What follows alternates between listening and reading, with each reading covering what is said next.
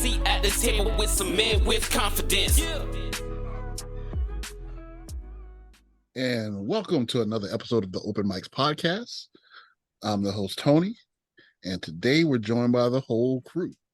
We have Terrence, Sean, and Rhino. So we're going to go one by one and say hello to everyone. We're going to say hello, Sean. Hey, everybody. How y'all doing? Hello, Rhino. What's good, everybody? And hello, Terrence. Greetings and salutations, good peoples. Oh, yeah, yes, there it is. We missed that. There it is. We had to replace it.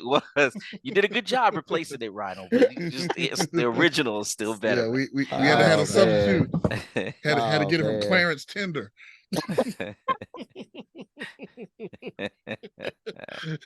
Wow.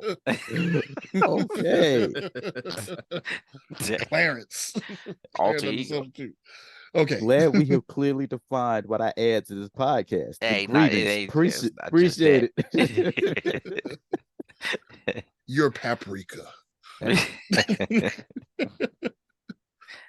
I'll take it. You don't know what it is, but if you don't have it, it's missing. It's missing. Oh, man. I like that. I'll take it. Yeah. Like something wrong with this potato salad. It's missing that paprika. Missing something. It's a paprika. It's missing that paprika. I'll take it.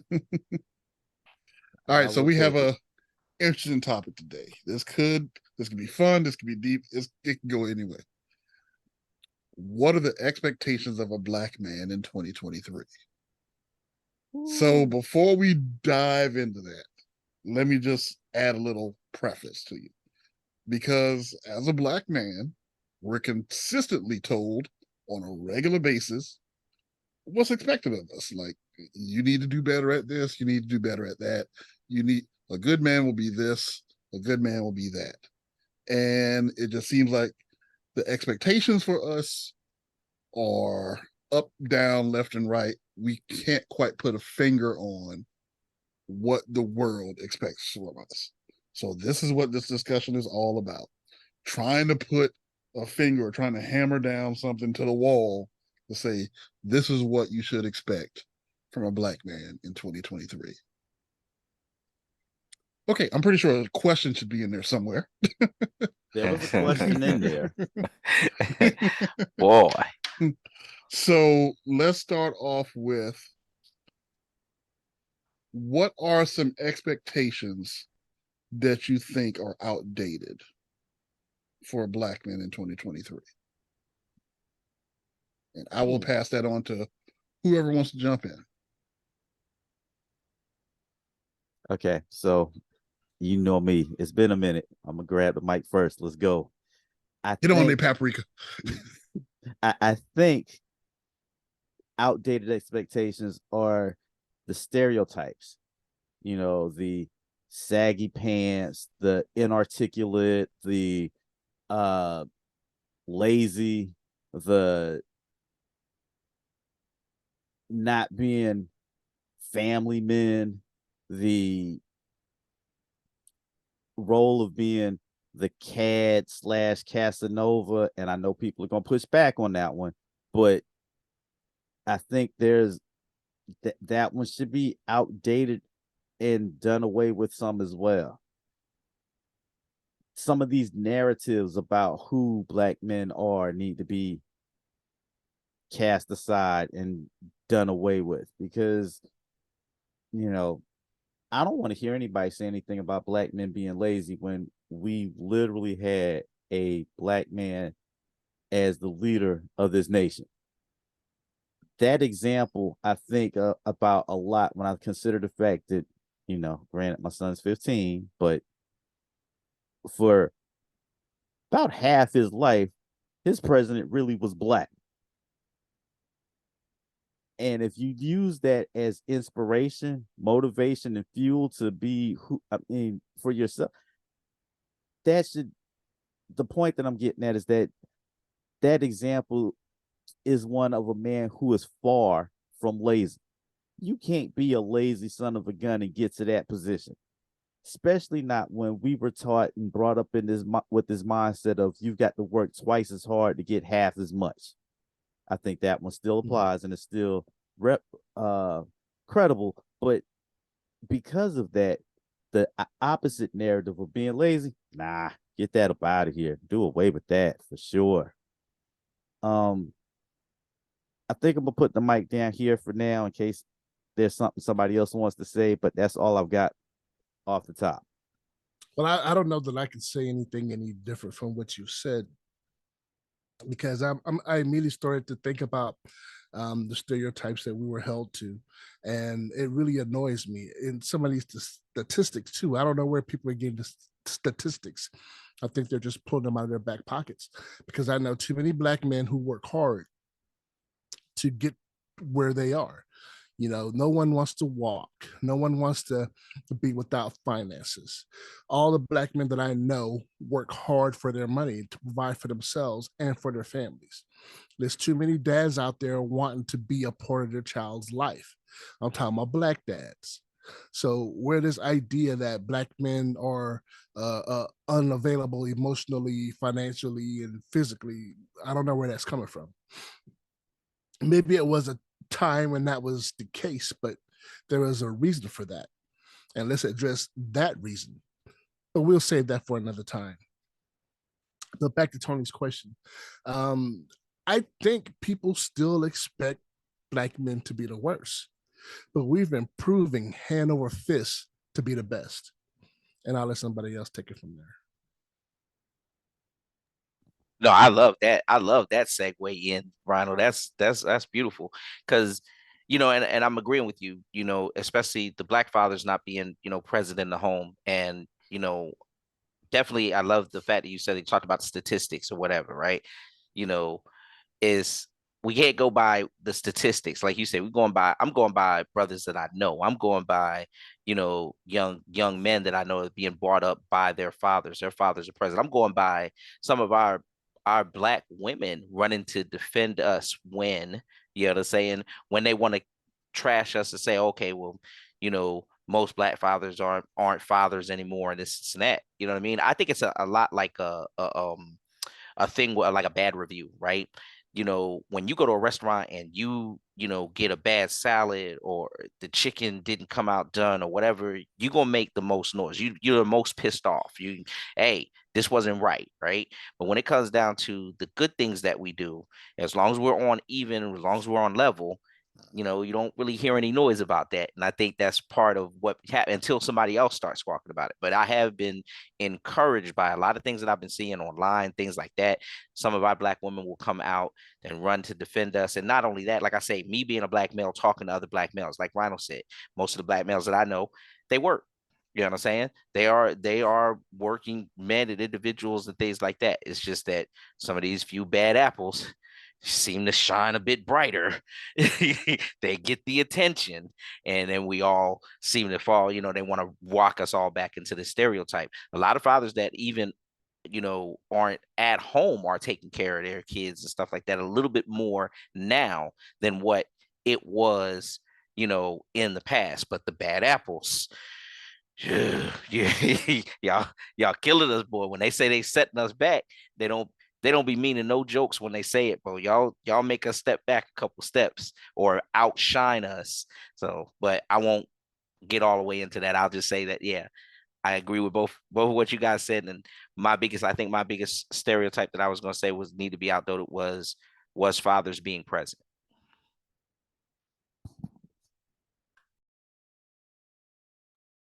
I appreciate it, fellas. I think that there are several things that outdated. Matter of fact, I feel like we're looking at a 30-year-old report. Like the expectations. Okay, so let's level set. We're all Generation X, right? The things that we hear now about Black men are the exact same things that we heard when we were youngsters. Like, for instance, we were in jail, we're uneducated, we don't take care of our kids, we're not reliable, we don't work, we're not present. it's so many things. And I think one of the things that makes it so disheartening and somewhat dishonest is that we're the generation that heard these things growing up. And it had an effect on how we aimed our lives. Like, hey, I'm growing up with the representation that this is what expecting is expected out of a black man, and they're all negative things. So as I grow up, as I become a black man, I'm going to push back at that.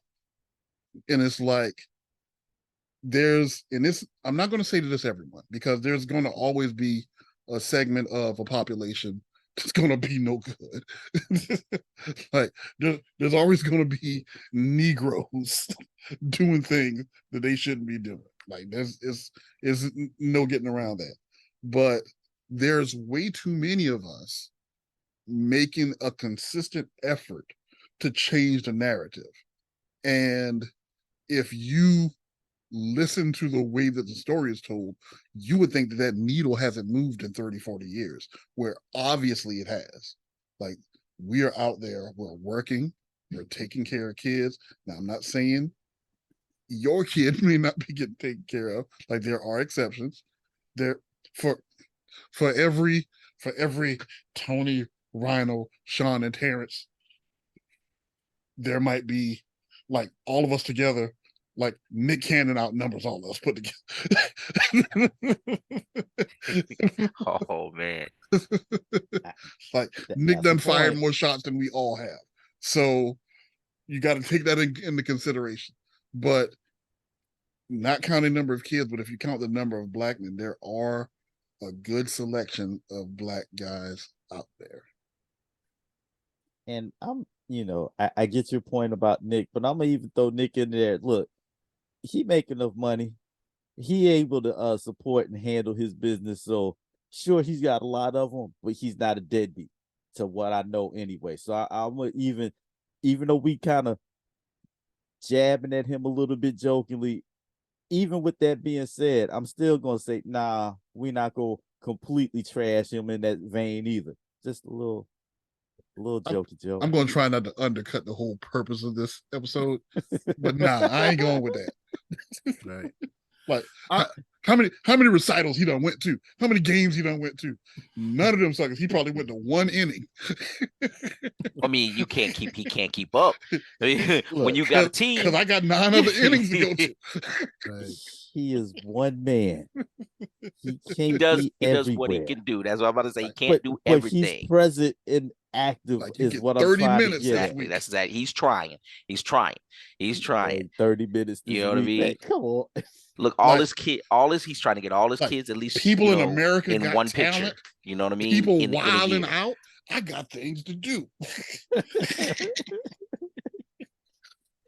He better make that money so he can take care of kids. You got That's the other people part. singing in masks. You got like me filling in for Jamie. You're lying. He got to do something. He got to do some of everything. I wouldn't want to be it. That's for real. I don't know why. I would have stopped though. I ain't gonna tell you no lie, Nick. I would have stopped. Well, Nick Cannon running his business aside, I'm sure the man is doing what he can, managing his time as best he could. But my problem is the rest of the world not managing their time as best they could, because it seems like people really like harping on negativity. The bad news will circle the globe while the good news is just putting on its shoes. Everyone wants to talk about these old statistics, these old ideas of what black men were and what black men were in the past. And none of them is talking about the progress that's been made in the black community. None of us talking about the good that is being done. Did you know the Southland College Prep boasts 100% graduation rate for the 10th straight year? They have. That's an all-black college prep school. Those are black graduates. And they're boasting 100% graduation rate. Talk about that. Don't tell me about the shootings. Shootings are going to happen. All right. There's terrible things happening all over this world. Tell me something good. Tell me that you like this. Good news, positive stuff. That's what I want to hear. Tell me something good. That's Okay, all the so singing I'm doing. okay, so we were just talking about what are some outdated expectations of Black men. So let's kind of attack this from another angle. What are some expectations that need to be added? What are some things that weren't expected of men years ago, 10, 20, 30, 40, 50 years ago, that need to be added to Black men today? That's a good one. That's tough. I don't know. Got my wheels thinking on that. My first thought was literally nothing. But I know there's got to be room for improvement. There's always, something that we can do better. So I can't just lean into nothing. Well, fine. I'll start off since I asked the question. You know what we need to do? We need to soften up, share some feelings, get some therapy, talk to somebody. Don't be a brick wall. You know what, Tony? You kind of rubbed me the wrong way saying all this, man. I'm just saying. I kind of like my my hardcore exterior and keeping my feelings boxed up on the inside. Now, except for when I punch my walls. let me qualify this a little bit. I'm not saying being squishy. I'm not saying being less resilient. I'm not saying being unreliable or inconsistent, right? I'm saying be just as consistent as you were before if you can, but allow yourself to be a human being. Allow yourself to get tired. Allow yourself to say, hey, I've been bringing it for 3-4 months. It's okay if I take a day off from work and just have fun. Y'all remember when they had when they had the frolicking video when they showed like Black men frolicking? Yes. Yeah. Yes. I remember that. Didn't that seem weird to you? In a sense, like it seemed like, wow, that's amazing, but at the same time, it's like it just looked like I can't imagine Black men frolicking. Do you know why you can't imagine black men frolicking? Because we always trying to be hard. Taking family pictures with no smiles. And you happy. I got a wife and 3 kids, a house, a dog, 2 cars, and you taking a family picture frowning. Looking like a mugshot. Looking like a mugshot. That's the point. Okay. Wearing matching clothes. Okay. To be honest, I wanted to make one of those frolicking videos. Me too. Me too. I really thought about it. Maybe we should bring it back. It ain't too late. Yeah, I actually can say that I've done this. Years ago when I was in high school, I noticed that I was doing that. I'm always frowning and mean mugging and posing like I'm tough. And I got sick of that.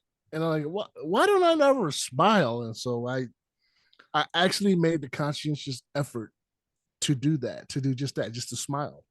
I have now more pictures of me smiling than I have of me mean mugging. So I can say that I have made steps in that direction and have been doing so for the past 30 years or so. So there's where that name came from? That's a part of it. That's a part of it. Okay. When that name came up, I latched on to it. I'm like, yes, this is the kind of a character that I want to be. And because no one wants to be around a depressed, upset person all the time, always complaining, always upset. No one, not even me, wants to be around that kind of a person. And as you guys all know, and as our audience knows, if they've listened to our material enough, I deal with depression. So I have to do things to fight against that. If I once I went on a spree of listening to stand-up comedians, I listened to a lot of stand-up comedians because I wanted to give myself some kind of a reason to smile and to be happy. And then I got involved with the ASMR community, and I wanted to do something that was true to the name. And a lot of people liked my material because they said I seemed really genuine, and that was because I was being genuine. I wasn't playing a character. I was being who I am. So yeah, smiling is nice. I like it. Takes more muscles to frown. So relax a little, smile, even at your enemies. Okay, so listening to you guys' answers, I feel like I need to retract that nothing statement a little bit and lean into the loosen up a little bit. That's a point. I get it. And I'm still at the frolicking video because I was like, that just was like, it wasn't weird as much as it was, are we really that like hardcore that doing something so simple, light, and frivolous was such a big deal? That's kind of crazy. So for that reason, that is something that we probably need to lean into and add to expectations. The expectation of being a happier person, because that happiness can radiate from within out to your environment and impact other people. And as I'm saying this, I'm thinking about, I think we've all seen either a meme or a joke done about this from some instance of the head nod. We see each other and we aren't even able to like, hey man, how are you doing? Right. Right. We literally limit ourselves to, and for those of you wondering what I just did, I literally just did a head nod. And that's about as much acknowledgement or, you know, interacting with each other that we will do. And that's kind of sad because I can't imagine at this stage in life knowing my only interaction with you guys would have been a head nod. That's crazy to think about. If all we ever did was head nod each other, this podcast would absolutely never happen, which is wild. So yeah, okay. Soften up a little bit. That's my inner gangster don't like it, but you know, Yeah, yeah. Look, not just yours, Terrence, my mine too. As far as king of the head nod, but I know where it comes from. Like you say, you know that hard exterior, what we like to put off, and everything like that. Even the head nod among brothers and everything like that. We keep that hard exterior, because what we have a fear. I know for me, I have a fear of being appear to be weak. A lot of times if you have and what you think to yourself is that if I appear to be weak, then I appear that I can be taken advantage of, or I can be a mark, or whatever the case may be. And so but all of that is still born from that fear underneath it. I know for me, you know what I'm saying? I don't want somebody thinking you can just come in here and take advantage of me because I spoke to you, because I'll speak to you on the elevator, or speak to you like I know you and don't, ain't never seen you from Adam's cat. You know what I'm saying? But it's, running positivity and things like that. Some people, everybody, like we just said, right? 10% of everything ain't worth a crap, right? As good as I am, 10% of me ain't worth a crap. I'm only at 9. If you ask me to rank me, I'm 90% because I know 10% of me ain't worth crap. It just is what it is. But that's every and anything from that standpoint. So, like you said, moving on from that. But my part of it, I think a stereotype that definitely, needs to be added is something like that. More of a, it's kind of related to what we're saying, more uplifting of each other. I think that the stereotypes are allowed to be there, even though we know instances of it, of the opposite, right? Even though some of our Black ladies know instances of opposite, but it's because we're not making any noise about those instances, right? Because, like you said, Terrence, those of us, we give the head nod. The head nod means everything. We understand the head nod. You know what I mean? We walk by each other, we drop that head nod. All of that is said in the head nod, right? But we need to not be afraid to actually say it out more, display what we're talking about, what we're doing. You know what I'm saying? And drop the fear that, yeah, somebody's gonna try to run you as a mark and be taken advantage of. Set your line. Know that that's your line there. But we do need to put out more, because there's no better way to me to crush the stereotype than to basically accentuate the positive. You know what I'm saying?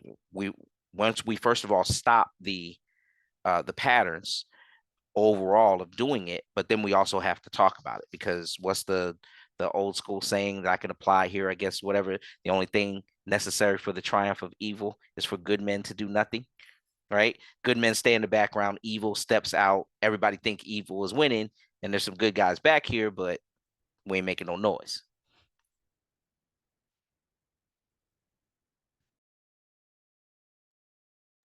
And I'll leave it there. I'm sorry, you guys. No, you're fine. You're fine. You're fine. Appreciate all the feedback. So I'll circle back around, and I'm just killing the inner thugs and everybody today. But in addition to that, I think we need to change our culture as far as, so I mentioned us softening up. Allow other men in our presence to be that. Not just you being able to verbally emote. And I'm not saying cry all the time around, every time something happens, but be able to actually say, I'm tired, I'm exhausted, I need a break. And be able to say, I care about you, I love you, you matter to me. Be able to say that to people that support in your life, and allow them to be able to hear that. And I think one of the things that's important, that's one of the reasons why that's important, is because how many of you, and this is a real question, like how many of you in this chat actually heard that from your father or from a male in your life? You see what I'm saying? Yes, sir. Like, where do you learn that from? And like, we all have similar yet different upbringings. Like, right, yeah. Some of us single parents, some of us grandparents, some of us parents there, not there. Like, it's a little bit of a mixed bag, right? But we all had influential males in our lives, some way or another. But a lot of them weren't the most come here, boy, let me hug you and tell you how much I love you. Like, I don't think hardly any of us got that. Or like, it is okay to say I love you to another man, right? Right. Like, it is okay to tell your son that, to tell your father that, to tell your wife that, to tell your daughter that. Like, that is okay. You're right. You're right. It absolutely is okay. I grew up in a predominantly female family. It just is what it is. I had uncles, obviously, but they all had families of their own. I can't say that I recall any of them telling me that they loved me, but they did so with their actions. Except for that one. No, I'm not going to say that. It's not, except for there was that one time I fell off of a moving vehicle that my intoxicated uncle was driving. Okay, so before you go down that road, let me ask this. Do you think that would have mattered to you had you heard that verbally? Like, how I- much of an effect would that have had on you? Obviously, it would have had a positive effect on me. But at this point in my life, I don't think it mattered because I think I learned more by it not happening to me.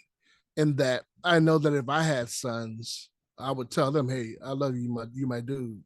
I would absolutely let them hear that, especially my daughters. I don't want my daughters growing up in the house not having a dad that never said, "Hey, baby girl, I love you." All right. I've even told my mother I love you, and I've heard her tell me she loved me as well. But my dad, my dad was kind of a, I want to say he was an exception to the rule. I mean, he was a bipolar man.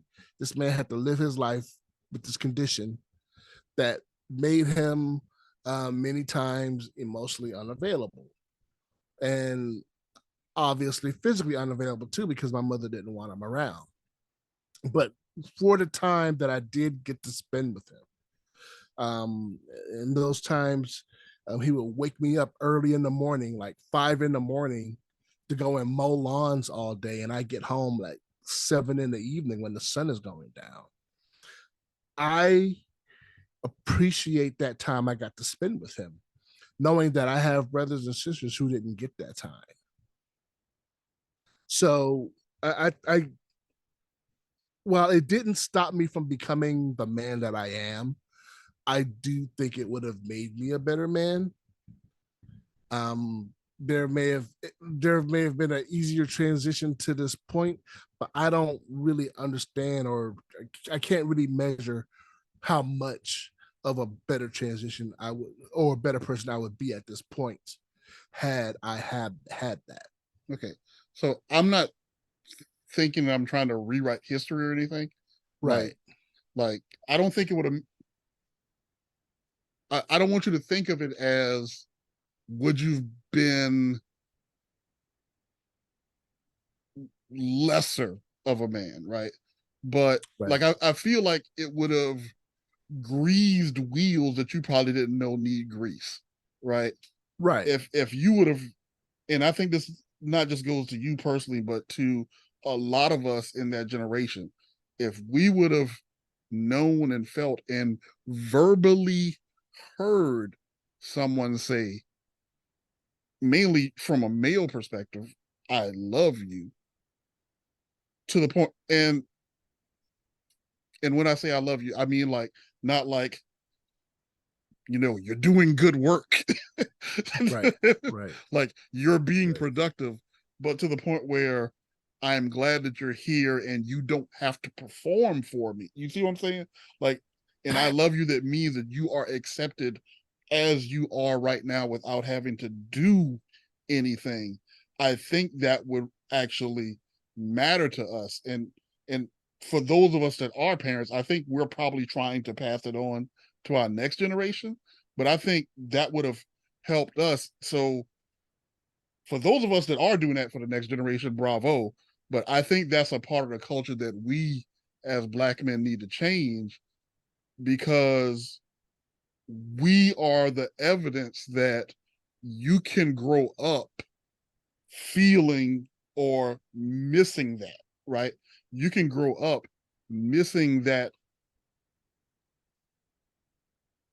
love that you didn't have to work for from a man, right? Mm-hmm. I get it. Okay, so I've had something, not necessarily an epiphany, but that question just really struck me, and it's been ringing in my head and heart since you asked the question about how many times have you had that positive show of love verbally from a male figure in your life? And I really had to stop and think, and I'm still coming up pretty dry on that answer. And you're right. There are some wheels that probably would have been greased had that happened. And I think the biggest thing that I see for myself from that is how I am now with my own. I mean, I try to verbally express to my family how I feel about them. But in reality, I'm probably not doing nearly as much as I need to. And it's kind of a double-edged sword for me because I think I've lived in this space the way that I have for so long. They are now accepting of it and have kind of formalized this idea that when I do it, oh, Dad, you're so emotional.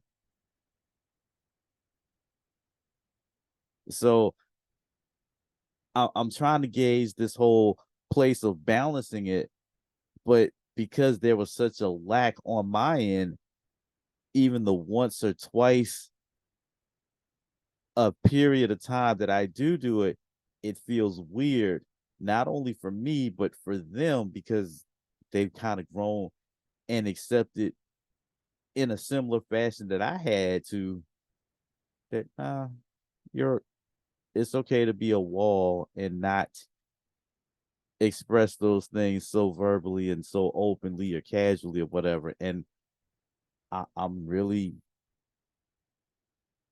dealing with that, especially as it relates to my own son, because I think about the times where I do it, as weird as it may be, what I go back to when I have these moments of wanting to kind of lean into that expression with him.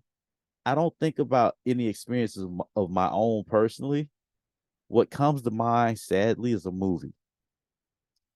I always go back to Black Panther in that moment where Chadwick and his father figure in the movie have these conversations, and it's the dad trying to pass down and instill in him the idea that I want you to be better than me, son. I want you to, you know, look at my example as an example and then level up. So I take comfort in that, like, okay, I'm kind of doing all right, but yeah, there's some wheels that would have been greased and probably could have made that transition a little bit smoother. So inner gangster is RIP at this point. I mean, I can say my father, he did a beautiful it was a transition, and I won't say it was a beautiful transition because it was kind of a rough transition, but he was a disciplinarian when I was younger. My contribution to this is going to be that I had the benefit of having my father there, and he was a disciplinarian coming up, all through most of my young childhood, things like that. All I got is stories of daddy beating me. Don't play with daddy. Yeah, daddy ain't the one. That was it all the way up to 23 years old. When I went into the military, came back out. Um, Matter of fact, I went in the military at 22. It was about a year rough patch, and then there was a shift. And suddenly, my dad told me he was proud of me for the first time when I was 23 years old. There is nothing like that. There is not an emotion real enough I can express to y'all that feels like that, to have your father say, "I'm proud of you, son." You know what I mean? For the man that you've become, or the man that you're becoming, what you're turning into. Then he was this. Subsequently, the "I love yous" and things like that started to come out. He told me and he told my brother. You know what I'm saying? And you know, it does something. It adds something. You talk about greasing a wheel.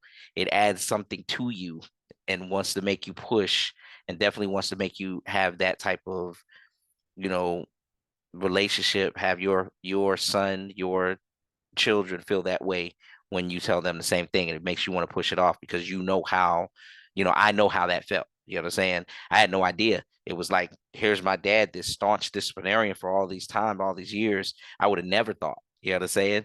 I would have never thought. It was just like, wow, that was amazing. So I can say that part. I hate that out of us four, I am the one who's saying it so definitively, but you know, I can, like I said, I can attest to the fact that, it is something real. And I mean, Terrence, I'll tell you, like, as Don't far hate as, your experience, man. I mean, that's part of what made you you. So yeah, it is. But I was gonna say, too, like, I think you do a good job with your son, though, Terrence. Like, I really do. I think, just being, because you have to be, you have to be a little bit of both. You have, and if you have to have more of one than the other, especially for, I think, this generation, it's more important for us, because we're trying to redirect, right, the culture, the narrative. It's important for us to then, let's air more to this side than the disciplinary side. Let's air more to, I love you, son. Let's air more to, you know what I'm saying, I'm proud of you, son. I want you, I'm proud of who you are even right now, without you doing another thing. You know what I mean? So I'll leave that there. So let me jump in, because I wanted to springboard off of what Sean said. Like, okay, so imagine that feeling that you felt when he hit you with those words, hit you with those feelings. It's like, once you experience that and you're a parent, you're like, okay, I got to do this for my kid. You see what I'm saying? Like, I got to find the moment or find an opportunity to put that much in my kid. And also talking about Terrence. So Terrence, two things come to mind when I think about you. First of all, the first thing that comes to mind is, and I feel like we're this is going in a direction that we didn't plan at all. But that's fine. Like, talking about love language. And I think what happens, I think one of the things that's happening with you is that as time goes by, your children and your family understand your love languages. And I'm not saying that means that you shouldn't say anything. Like, I'm not saying that that's what it is. I'm thinking that they hear the I love you in different ways that you think that you're communicating it.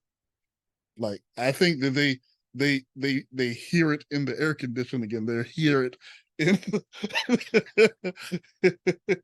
in the movies and I shows like you that. watch with them. Yeah, yeah. okay. And they hear it in the personal time, and the things that you could be doing with someone else, but you choose to do with them. You see what I'm saying? Like, Right. I feel like that's heard as well. And you can tell, because you can tell, like, if you have a balanced emotional kid or not.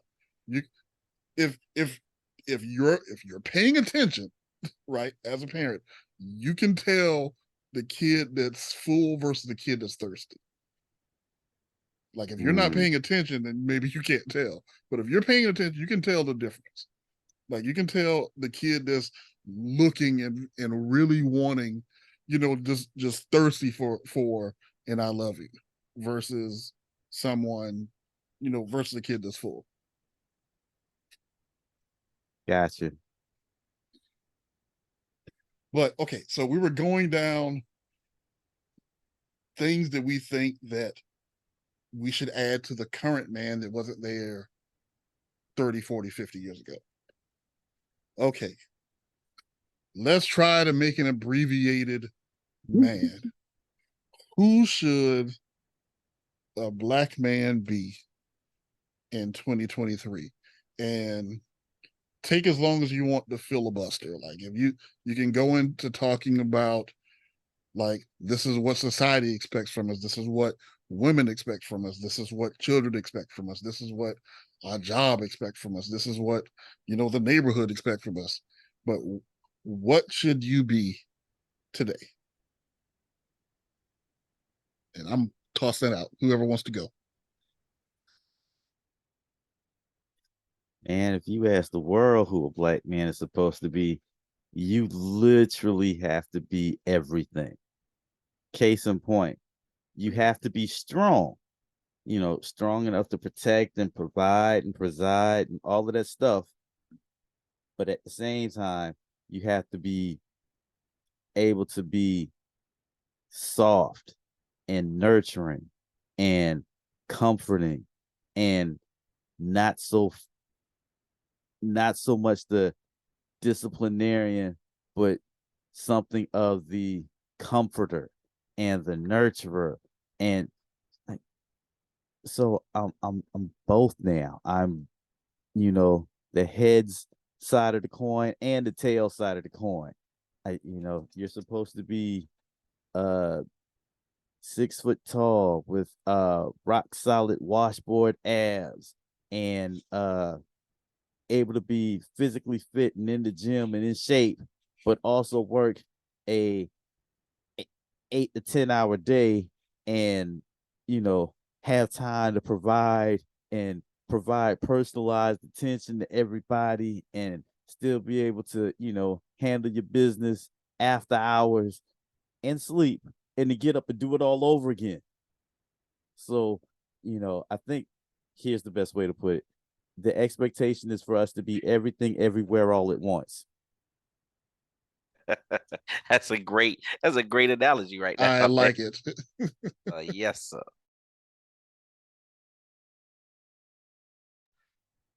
Ronnie, you want it next, or you want me to get it, my man? All right, I'll take it. So, I'm going, of course, echo that sentiment about the expectations, especially of, like you said, of a black man nowadays, because we have to be, he said, we have to be both. We have to be, strong, but yet sensitive. You know what I'm saying? We have to be, uh,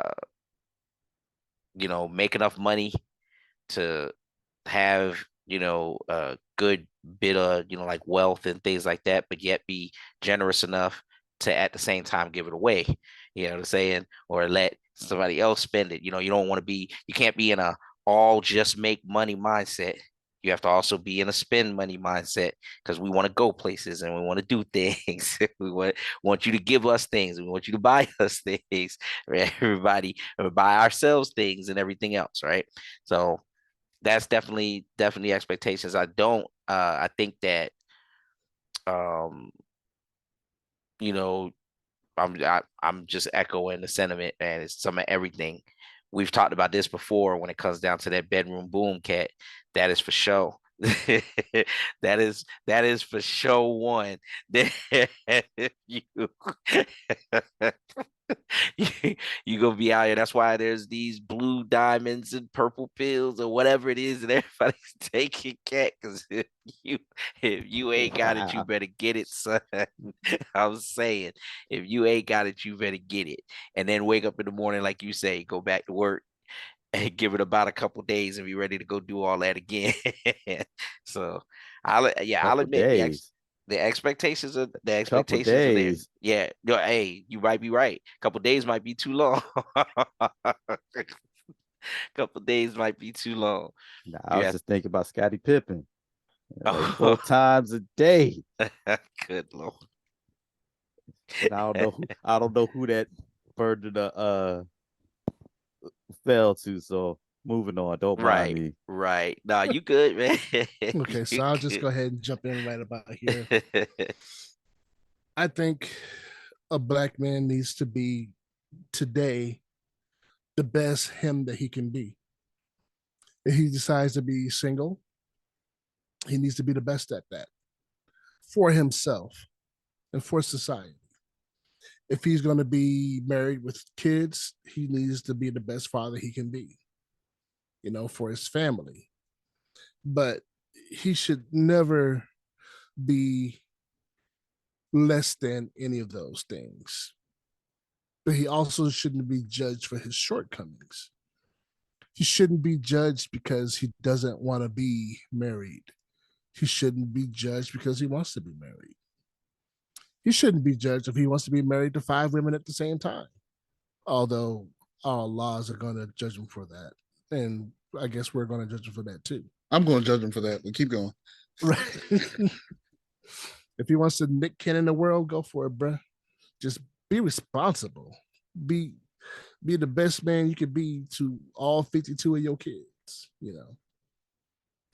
But if nothing else, he should have basic things set. He should be religious. He should have some kind of a relationship with God or whatever higher power he chooses to have. He should educate himself. He should learn about the world in which he lives so that he could know how to function within it. He should explore his ideas.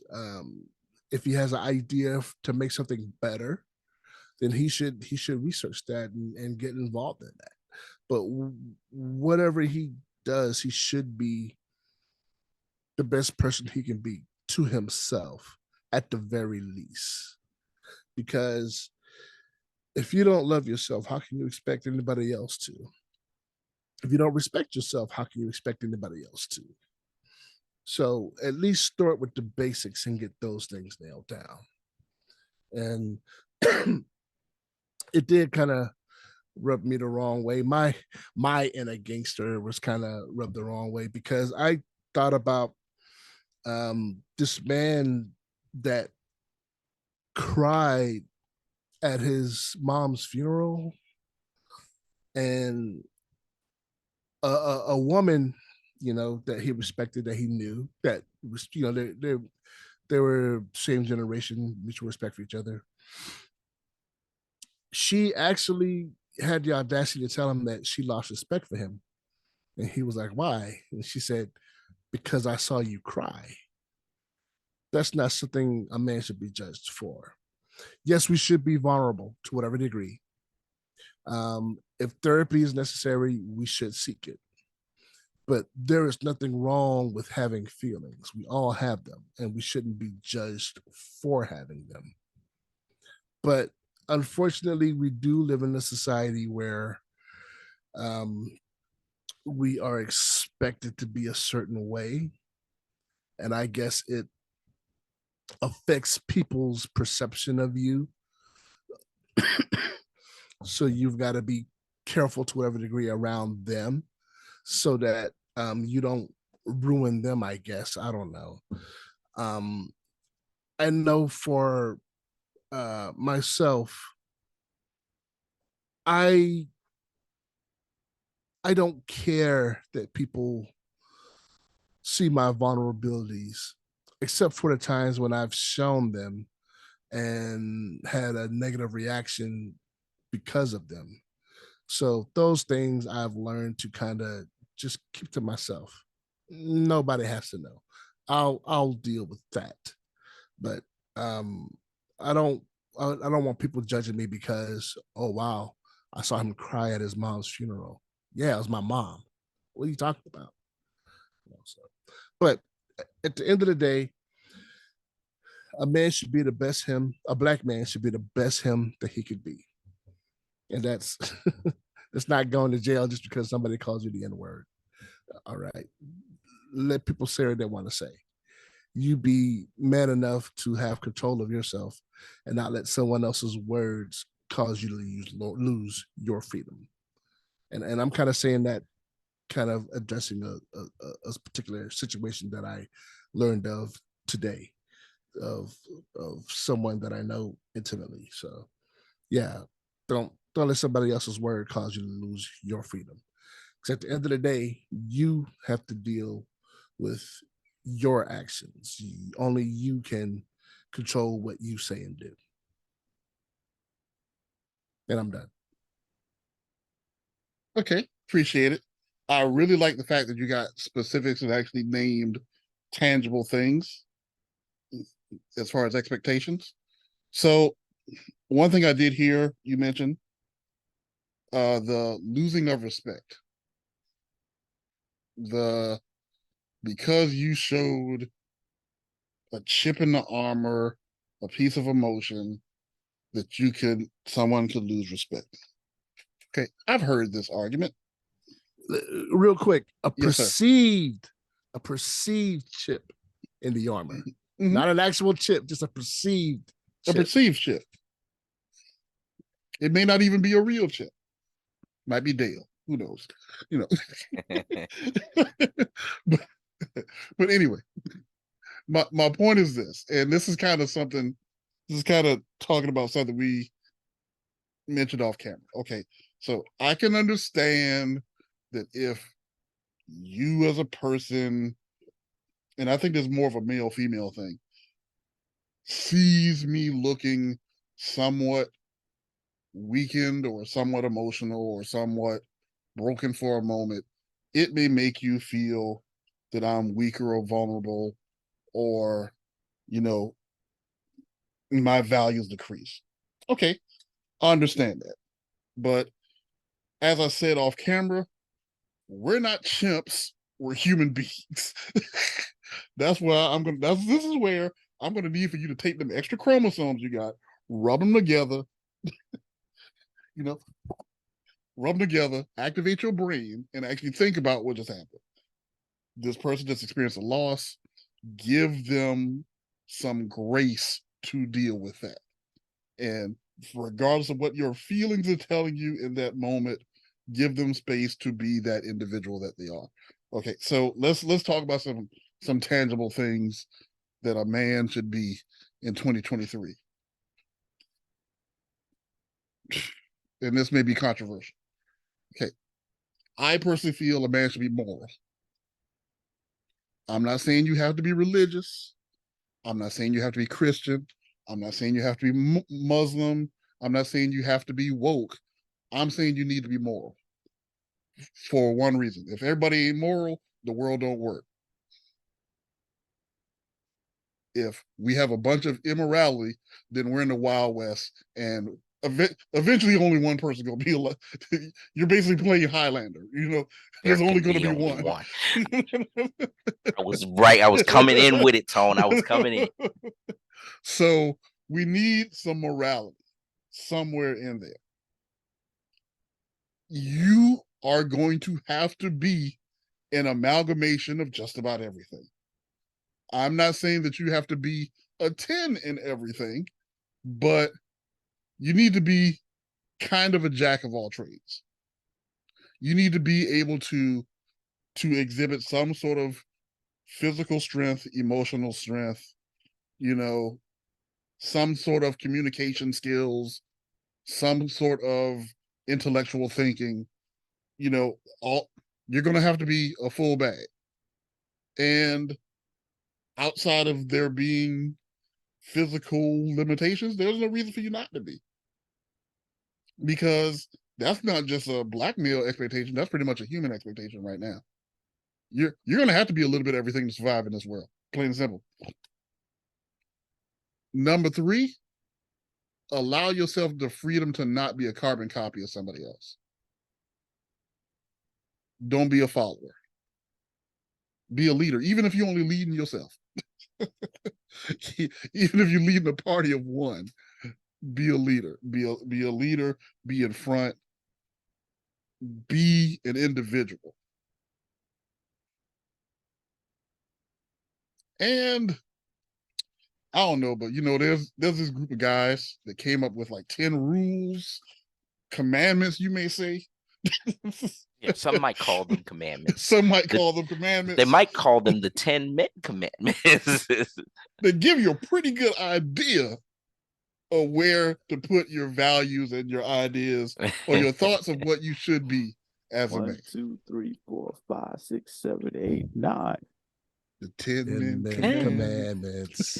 10. 10 commandments. 10. But I think all in all is, I think first of all, I think we already are better than the previous generation, number 1. Number 2, I think we can be even better than we are right now. And I think we're on that way. I think there's a section of us that needs correcting. And I think there's always going to be a section of us that needs correcting. Hopefully they'll listen one day. Maybe, maybe not. Don't be afraid to call them out. I'm Can not I- saying I don't saying you gotta go over there and get in a fist fight with them, but don't be afraid to say, "Hey, what you're doing is stupid, bruh." You heard it from here. You heard it here first. What you're doing is stupid. You should change So- that. Go, I thought of something else because I feel like we've all kind of touched on what I'm thinking now in various ways. Okay. From Ronald and the smiling and calling it out when you see it. I think one of the things that may need to be added is absolutely giving more light, shine, and energy to those who are actually doing the positive things. Mhm. You know, and I feel like it starts with us within this circle. That's You know, very good. I touched on it with the head nod. You know, I forgot what Sean's point was at the moment that touched on that same thing. Oh, shouting out his dad. That's what it was. But we have to do a better job, I think, of shouting out each other. You know what, bro? I see you over there taking care of your kids. Mhm. Man, you know, I try to make it a point. If I see like a young man in the store with the kid and the baby bag and whatnot, bro, I've been in your shoes. I know what it is to be out here with the kid in one hand and this big baby bag that you don't think is cool on the other side, but you're carrying because you got the kid with you. Right. I've been there. I know that. And acknowledging him in that moment may do something for him because when dads did it to me, I was like, cool. I'm not out here looking crazy. It's what we do. It Absolutely. kind of gives that sense of validation, that sense of affirmation that we need to. And again, if we start with ourselves and make that loud enough, then that video of men frolicking won't seem so weird. I fully co-sign that. And I'll add one thing. This is kind of the negative side of that. If you ain't about nothing, if you ignorant, not ignorant, but if you ignorant, if you don't take care of your kids, STFU. exactly, like Exactly. you Exactly. you get the shame from Game of Thrones. Shame, Shame. shame, shame. Exactly. Exactly. Like Yeah, that's you are better than Exactly what what I I was said. going to say. That's what I was excommunicated going to say. from the group. You are no longer allowed at the cookout. Give me your paper plate. Put the plastic fork down. No, I'm not telling you who made the potato salad because you get none. You are the weakest link. You Goodbye. are the weakest link. Try again next year. What Next year did- we having the what did same Gene cookout. Wilder say? What did Gene Wilder say? Like, you get nothing. You lose. Good day, sir. Good day, sir. Day, sir. Yes, indeed. I Yeah, said I was good gonna make day, sir. I was gonna make that point, Tone. That's what we as we uplift each other, you know what I'm saying? And it'll be a natural shift as you uplift each other and you keep, positive people more in your circle from that standpoint, people that's with you and people that's like-minded and things of that nature. Then, like you said, also we do, but I made the analogy a little bit earlier. Also, we do have to talk to, not like you say, Shun, no, you ain't invited to the cookout. You got another shot, to be in this cookout the right way. Come back next year. But right now, give me a plate. Or you, 'cause you All right, can't yeah, you can't kick it with absolutely. us. You got You- another shot. You can be here. You're not here because of this. Get this right. You can come back. Do y'all Right. remember a song? Came out maybe 15 or 20 years ago. It's called "Read a Book." Read a book. Read a book. Read a goddamn book. You remember that song? No, okay. Okay, You got one so on me on that one. so like one of the verses in the song was raise your kids, raise your kids, raise your goddamn Goddamn kids. kids. Yes, sir. Yes, sir. So follow the words of that song, please. Yes, sir. Oh. You can Now you I'm can gonna be have to invited Google the back in. song. Right. Oh yeah, you're gonna have a ball because it sounds like a fake Little John, like Little Jim Okay. made the song. But, Okay. Fake Little John. but actually, I think this was a productive talk. It went in areas that we didn't really expect it. went a little bit more vulnerable than we thought it was going to be, which is actually a good thing. But should anybody want to add anything else before we close? Any thoughts? All right. Okay, So I go do for it. want to add something, because we did a lot of talking, but I want to open the floor up to everybody else that's out there listening. Add to the conversation. You all hopefully have some Black men in your lives that have had an influence, hopefully good. Add those, because leaving a comment about your dad, your uncle, your grandfather, or whoever it was that was influential in your life is a part of that acknowledgement and shouting out good brothers doing good work that needs to happen. So yeah, drop a comment, drop 2, drop 22, drop 202. Just drop some comments and let us know that we're not the only 4 up here thinking and feeling this way, because we're out there and we need to see more of it. It's like fuel or oxygen. You need it to breathe. For sure. Well said. I agree. I've been off for a little bit, so I've had time to get my material together. No, So you're like Nick Fury. Even when you off, you on.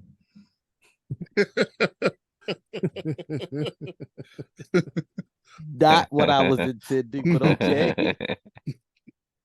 So He erasing the blackboard right now. That's behind the camera. Got them all in. There you go. Last one right there. Oh gosh. So on that note, I'm gonna wrap this up. Pass to Terrence for the closing. As always, thank y'all for listening. Like, share, subscribe. God bless you. Good night. Peace. Peace out, everybody. Bye, everybody. Good night. Good morning, wherever you are. Good day, sir. Or ma'am.